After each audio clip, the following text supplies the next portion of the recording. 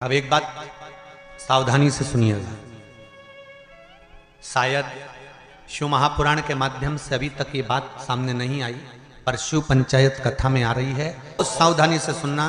एक प्रश्न हमारे भीतर खड़ा होता है, जब हम सूर्य नारायण भगवान को अर्घ देते हैं, जल चढ़ाते हैं, तो वो जल पृथ्वी पर जब गिरता है तो उसके छींटे हमारे शरीर पर लगते हैं। क्या वो ठीक है? क्या वो श्रेष्ठ है?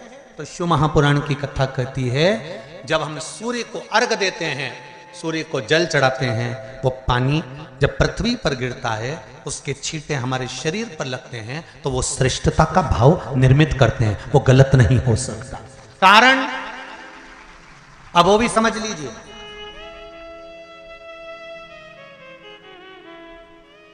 अब सूर्य नारायण भगवान को आप जल चढ़ा रहे हो तो छींटे नहीं लगे, उसके लिए क्या स्टूल पे चढ़ के चढ़ाओगे कि कुर्सी पे चढ़ के चढ़ाओगे? अरे बोलो तो सही। अब कई लोगों के दिमाग में यह बात भरा गई कि हम भगवान को जल चढ़ाते हैं, वो हमारे शरीर में छींटे लगते हैं, जमीन पे से पानी गिरता है, वो हमारे शरीर को छींटे लगते हैं, भगवान को अच्छा नहीं लगता होगा। कौन ने कहा? पहले तो उसको पकड़ के ला। मेरे राम जी महाराज, मेरे भगवान कृष्ण, बड़े बड़े संत, साधु, सन्यासी, तपस्वी, साधक, उपासक जितने भी हुए, जिन्होंने सूर्य की आराधना करी, इन्होंने टेबल पे चढ़कर या कुर्सी पे चढ़कर जल नहीं चढ़ाया। इन्होंने पृथ्वी पर खड़े होकर ही, क्योंकि पृथ्वी तत्व के देव हैं शिव। जब हम मृत्यु लोक पर खड़े होकर, पृथ्वी पर खड़े होकर भगवान शंकर का भाग पृथ्वी तत्व को धारण कर कर जल को हाथ में लेकर जब समर्पित करते हैं, और जो जल नीचे गिरता है वो शरीर पर अगर लगता है तो हमको उसका आशीर्वाद ही प्राप्त होता है, दोष नहीं लगता। पर लोगों ने इसको विपरीत कर दिया। कि कौन ने विपरीत करा? कई लोगों ने इसको विपरीत कर दिया। कौन ने विपरीत करा? तो जो दूसरे धर्म के लोग होते हैं, जिनको हिंदू धर्म से नफरत होती है और जो हिंदू धर्म की पूजन, सेवा, अर्चना को समाप्त करना चाहते हैं, वो धीरे धीरे धीरे धीरे कहने लगे कि सूर्य को जल चढ़ाओगे तो शरीर में लगेगा, शरीर में लगेगा तो दोष लगेगा। इसको कह कहकर घर घर में सूर्य को जल चढ़ाना लोगों ने बंद कर दिया कि आप जल चढ़ाएंगे तो दोष लगेगा, शरीर पे छींटा लगेगा, शरीर को ऐसा लगेगा। ये दोष नहीं है। कितनी सुंदर बात है महाराज। सूर्य नारायण भगवान को जब जल चढ़ाया जाता है, हाथ सिर से 8 इंच की दूरी पर होना चाहिए। जम के बोलिए, सिर से कितना ऊंचा होना चाहिए? 8 इंच ऊपर अपना हाथ होना चाहिए मस्तक से सूर्य को जल चढ़ाते समय। और ना चांदी का, ना स्टील का, ना लोहे का, ना प्लास्टिक का, ना कांच का, ना सोने का कोई बर्तन, ना कांसे का, ना एल्युमिनियम का, ना पीतल का, केवल एक पात्र होना चाहिए, वो है तांबे का। काय का पात्र होना चाहिए? तांबे का पात्र। और सूर्य नारायण भगवान को जब 8 इंच ऊपर तुम्हारा हस्त है, और जब हम सूर्य को जल चढ़ा रहे हैं, कैसे जल चढ़ाना है वो भी समझ लीजिए। अगर कोई कैंसर का मरीज है, जिसके चेस्ट में कैंसर आ गया हो, लेफ्ट में, राइट में कहीं पर कैंसर आ गया हो, या कोई गठान आ गई हो, तो महाराज आप जल चढ़ाते समय उस जल की धार को सूर्य भगवान को जब चढ़ा रहे हो, तो धार आपकी गठान की ओर जाना चाहिए, जिससे सूर्य की किरण उस जल में से आपके उस स्थान पर पड़े, उस जगह पर पड़े जहां पर गठान है। महाराज आप लगातार जल तो चढ़ाना चालू करो, अच्छे अच्छे डॉक्टर फेल हो जाएंगे और कह देंगे गठान ठीक हो गई। आपका लीवर और किडनी गड़बड़ कर रहा है, आप प्रतिदिन, आपका स्वास्थ्य गड़बड़ रहता है, आप प्रतिदिन ये ज्योतिष शास्त्र के अंतर्गत, रत्न शास्त्र के अंतर्गत, ये रत्न शास्त्र, ज्योतिष शास्त्र, रंग शास्त्र जो हमारे यहाँ है, रंगों के हिसाब से ये जितने रत्न होते हैं, माणिक हुआ, मोती हुआ, नीलम हुआ, मूंगा हुआ, पुखराज हुआ, ये क्यों कहते हैं ये पीला है, ये सफेद है, ये नीला है, ये लाल है, इसको शरीर में क्यों पहनाते हैं? उसका कारण होता है कि जब शरीर में पहनते हैं, सूर्य की किरण उसमें पड़ती है, हमारे शरीर पर वो कलर का इफेक्ट पड़ता है, उस कलर को शरीर पर लगता है, और शरीर पर लगता है तो हमारा शरीर धीरे धीरे, हमारी जो इंद्रियां हैं वो सही होने लगती हैं, काम सही होने लगता है। तो आप कहते हो ना सब, मैं कौन सा नक पहनूं, मैं कौन सा मोती पहनूं, मैं कौन सा पुखराज पहनूं, मैं कौन सा नीलम पहनूं, वो ज्योतिष शास्त्र के अंतर्गत, रत्न शास्त्र के अंतर्गत जितने रत्न हम पहनते हैं ये केवल उस किरण के लिए ही तो पहनते हैं कि जो सूर्य की किरण मिले, उस किरण का प्रभाव हमारे शरीर पर पड़े। तो इन सबसे अच्छा है कि सुबह शंकर भगवान का नाम लो, तांबा का लोटा में जल भरो, 8 इंच ऊपर सिर से हाथ होना चाहिए, और सूर्य नारायण भगवान का दर्शन साधारण नहीं, जो जल तुम चढ़ा रहे हो वो जल की जो धार आ रही है उसमें सूर्य का दर्शन होना चाहिए, तो कैंसर की बीमारी कभी नहीं हो सकती। लीवर, किडनी, हार्ट, आपके हार्ट में अगर तकलीफ है, डॉक्टर ने कह दिया कि इसमें नस चोक है, आपको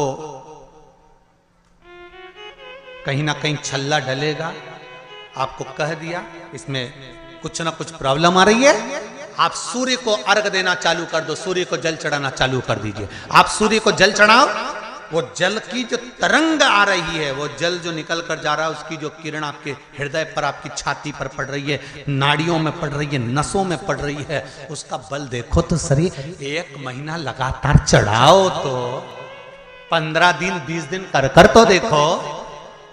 क्यों राम जी महाराज जल चढ़ाते थे, क्यों भगवान कृष्ण जल चढ़ाते थे सूर्य को, क्यों दशरथ जी महाराज जल चढ़ाते थे, क्यों कश्यप ऋषि जल चढ़ाते थे सूर्य को, सारे 33 कोटि देवता, सारे ऋषिवर, साधु संत सन्यासी तपस्वी साधक उपासक सब भगवान सूर्य को अर्घ दिया करते थे। क्यों देते थे, किस लिए? सूर्य नारायण भगवान को जल चढ़ाते समय आपके पंजों की एड़ी ऊंची नहीं होना चाहिए, ध्यान दीजिएगा। आपका पंजा पांव का पूरा की पूरा जमा होना चाहिए भूमि पर। हाथ कितने इंच ऊपर? 8 इंच ऊपर होना चाहिए। जल जो गिरे, सूर्य की किरण, सूर्य का दर्शन उस जल की रोशनी में करना चाहिए। क्या होगा उससे? जिस बच्चे को आंख में चश्मा लगा हो, मोटे से मोटा चश्मा लगा हो, छूट नहीं रहा हो, तो थोड़े दिन उसको सूर्य का अर्घ चढ़वाना चालू कर दो, और जल में से सूर्य का दर्शन कराना चालू कर दो। सूर्य का दर्शन जल में से 2 महीना 2.5 महीना बहुत है, आंख की रोशनी बढ़ जाएगी, चश्मा हट जाएगा। आप कर देखिए। अब एक प्रश्न और खड़ा होता है सूर्य को अर्घ देने का। गुरुजी, पंचदेव पंचायत में सूर्य नारायण भगवान शंकर की पंचायत में हैं। सूर्य नारायण को हम फ्लैट में रहते हैं, हम फ्लैट के अंदर रहते हैं, तो हम फ्लैट में रहते हैं, हमारे यहाँ अगर छज्जा नहीं है, हमारे यहाँ जगह नहीं है, तो हम सूर्य को अर्घ कैसे दें? तो महाराज खिड़की तो होगी, अगर घर में फ्लैट में पानी ढुलेगा और आप लोग नहीं समेट सकते तो एक बाल्टी रख लो, एक पात्र रख लो, पर सूर्य नारायण भगवान को अर्घ देकर रोशनी शरीर पर पड़ना चाहिए। जिंदगी में कभी कोई बड़ी बीमारी नहीं आ सकती। कितने लोग देते हैं सूर्य को अर्घ? जरा हाथ उठाओ। बहुत बढ़िया, बहुत जोरदार। पुरुष लोग भी देते हैं ना, चाहे बच्चे से बच्चा, बच्चों के हाथ में भी 1 लोटा पानी पकड़ाओ।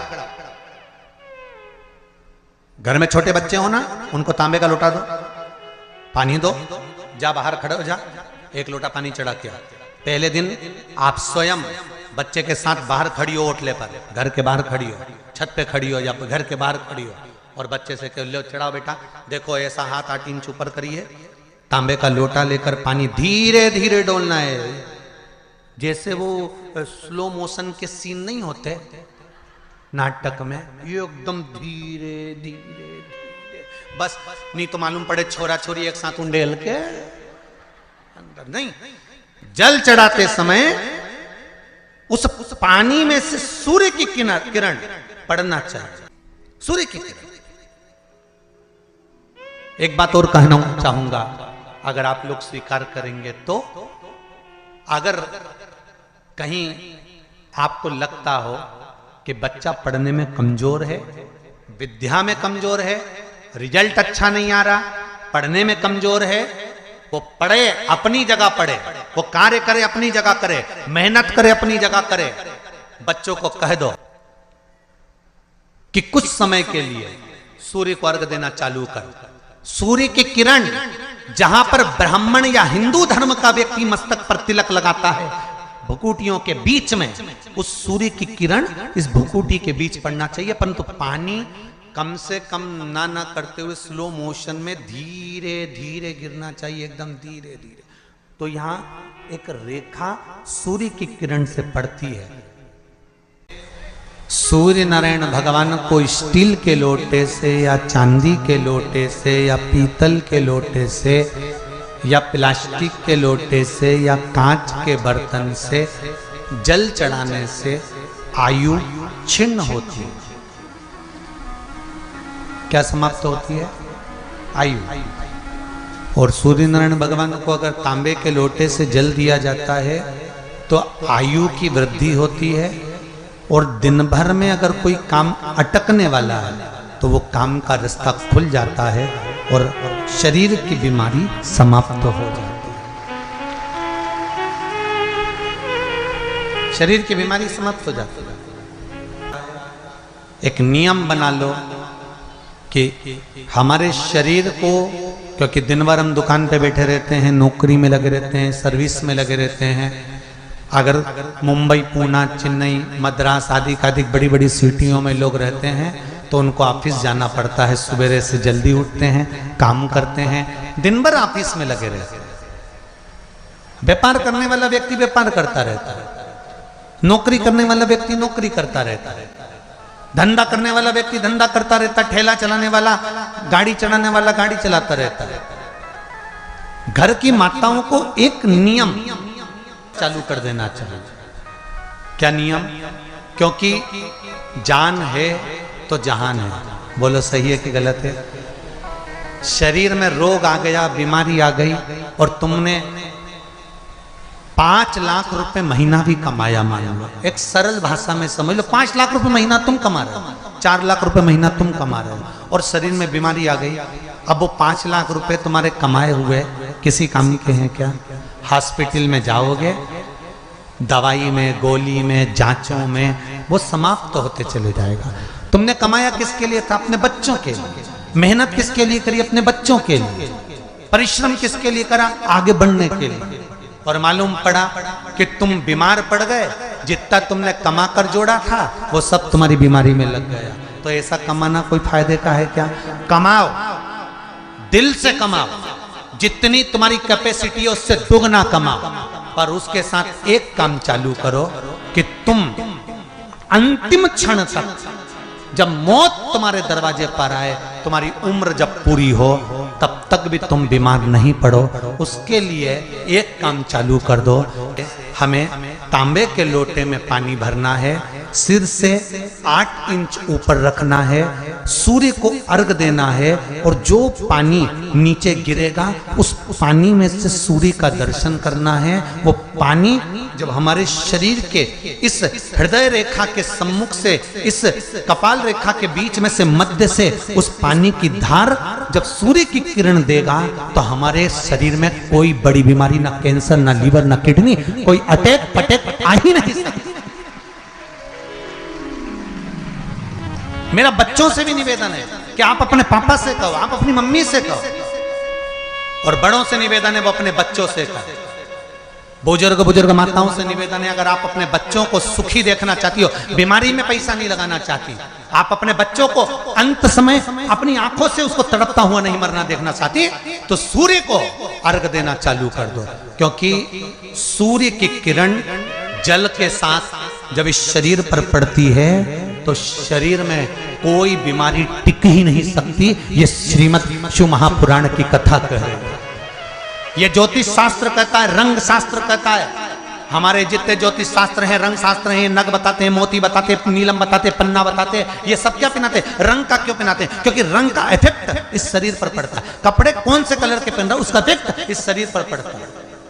उसी तरह 8 इंच ऊपर मस्तिष्क से तुम्हारा हाथ होना चाहिए, तांबे के कलश में जल होना चाहिए और सूर्य को देखकर उस जल की धार में सूर्य को जल दीजिए। जिंदगी में बीमारी तुमको नहीं घेर सकती, और बीमार हो भी गए हो तो 15-20 दिन करके देखने में कुछ नहीं जाता। बाद में मत करना, सियोर वाला हमारा झूठ बोल रहा होगा, उसमें क्या दिक्कत कह रहे हैं, क्यों बोल रहे हैं इतने? उसका एक कारण है, आज के समय में लोग 80 साल और 90 साल के होकर नहीं जा रहे भाई। आज के समय में लोग अटैक आता है, बीमारी आती है, कैंसर हो गया, शुगर हो गई, बीपी हो गया, 60, 70, 75, 55, 40 में लोगों के प्राण छूट जा रहे हैं। अगर ये पूरी पृथ्वी युवानों से जवानों से अगर विहीन हो जाएगी तो किस काम की? तुम्हारा कमाया गया धन किस काम का होगा? कौन कौन ले रहा है नियम? आज से नियम बना लो, एक तांबे का लोटा जल सूर्य नारायण को अर्घ देना है हमको प्रतिदिन। घर का चाहे छोटा हो चाहे बड़ा हो, जिस बच्चे को रोज बुखार आता हो, निमोनिया हो रहा हो, जिसका लीवर किडनी डैमेज हो गया हो, वो नियम बना लो, 15 दिन के अंदर 20 दिन के अंदर डायलिसिस में अंतर आ जाएगा तुम्हारे। तुम कर तो देखो, इस प्रभाव करे। बनाओ नियम। जिस नारी को रजो धर्म से जुड़ी हुई या गर्भाशय से जुड़ी हुई कोई बीमारी हो गई हो, वो नारी भी सूर्य को जब अर्घ दे तो उस जल को बिल्कुल स्लो एकदम धीरे धीरे गिरा, एकदम धीमा धीमा, जल्दी जल्दी पानी उंडेल के मत आना। सूर्य देवता को अर्घ देना हो सकता है तुम लोग इसलिए भी नहीं दो कि लोग हंसेंगे, शर्म करेंगे।